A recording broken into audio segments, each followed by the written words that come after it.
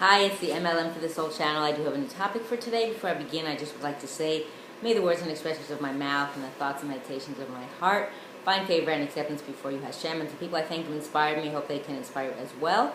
We'll have links below this video to their sites. There, Rabbi Shalom Arush, Rabbi Lazy Brody, Rabbi Yosef Mizrahi, Rabbi Eli Mansour, Rabbi Lon Anava, Rabbi Yuval Ovadia, Rav Daniel Asore, Nisim Baruch Black, David Sachs, Rabbi Michael Skobach, Jews for Judaism, Rabbi David Asher, and Rabbi Yaron Ruvain. As well, if you've never checked out this channel before, I will have a link right below this video to my first video, which explains what M.L.M for the Soul means, what it stands for, and what I'm doing. So today's topic is related to the upcoming parasha, Parashat Shemot, and this is again from an email from Rabbi Yaron Ruvain, and I call this Daily Obstacles and Choosing How to Face Them. So in this week's Parashat Shemot, HaKadosh Baruch Hu begins the book of Exodus with one of the most critical secrets to life, the divine intervention within our free choice. After briefly informing us that Yosef Atzadik and the rest of the generation died, which is in Shemos 1:6, or Exodus, as people call it, the emotional roller coaster proceeds with the enormous blessing we receive from Hashem, only to be followed by the birth of anti-Semitism. So in Shemot 1:7-8, it says, the children of Israel were fruitful, teemed, increased, and became strong, very, very much so. And the land became filled with them, and a new king arose over Egypt who did not know Yosef. So while Chazal teaches us that the secret behind the 6 adjectives describing our heavenly blessings, which is the birth of 6 children per Israelite mother's labor, the Pshat, the simple meaning, also informs us that we were tremendously blessed in 6 different ways before the heavenly rebuke began. Why bless us if it's only going to be followed by a punishment, right? You think, like, why would I want that to happen? So to answer that question, we need only to fast forward a few chapters in our Parashat Shemot until we reach the famous conversation between Hashem and Moshe Rabbeinu some 80 years later. After being told that he's been chosen to be the Mashiach that will free Am Yisrael from the slavery of the evil Egyptians, Shemot 3:10, and that's the Mashiach at that time, not the upcoming one, speedily in our days. So Moshe implies Hashem with a very simple question. What if Am Yisrael does not believe Moshe spoke to Hashem, right? They think, really? Are we going to believe you, right? It makes sense, right, that would happen.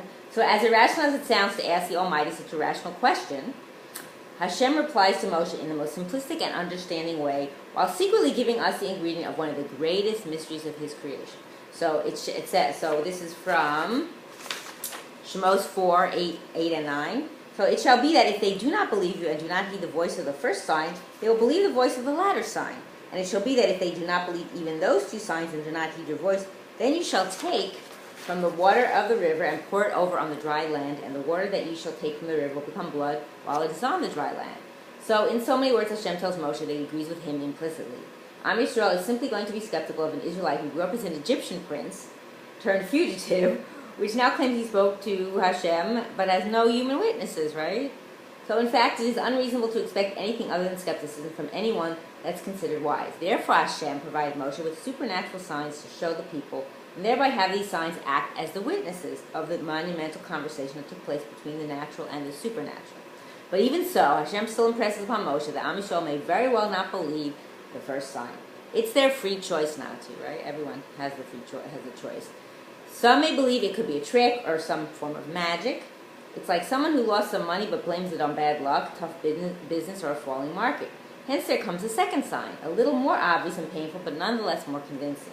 Yet again, that freedom of choice may still be implemented. This may lead at least some of them to believe, while the others remain unmoved.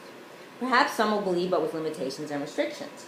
This is not different than some Jewish people who claim to believe in Hashem, but ironically are not in keeping his Shabbat, modesty, or other laws they consider, quote, inapplicable, unreasonable, or inconvenient, right? They believe one way, but then they pick and choose, basically. So everything is from heaven except for the fear of heaven. Hakol b'dei shamayim chutz miyirat shamayim. That's from Talmud Brachos 33b.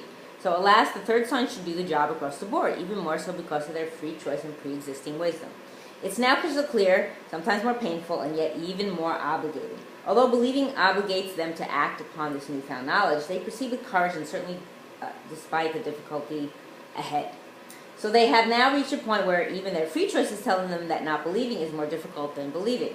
The opinion of the naysayers that remain in their lives simply becomes white noise. So with that being said, we see clearly that although Hashem presents us with daily obstacles, he has given us the option to choose how we would like to face them. So that's the thing, is it's hard at times. I know I'm just as much guilty. You know, you're faced with something and the Yetzer Hara comes into play and messes it up for you. So you didn't overcome and you didn't pass the test. But yeah, we have to give ourselves a few seconds to stop. But it's hard sometimes in the moment for everybody. So in Tehillim 37:23 it says, "By Hashem are a man's footsteps established, and he shall favor his way." He meaning Hashem. Despite the fact that Hashem knows the future, He presents us with many choices that grow in clarity and sometimes pain, as we continue to choose incorrectly. While some will be wise and fortunate enough to choose correctly early on, Hashem mercifully provides others with other options awaiting their return to Him. That's tshuva. So needless to say, the King of Kings remains the King that has an expectation of His children to ultimately choose the right choice before time runs out, where He thereby must act for us.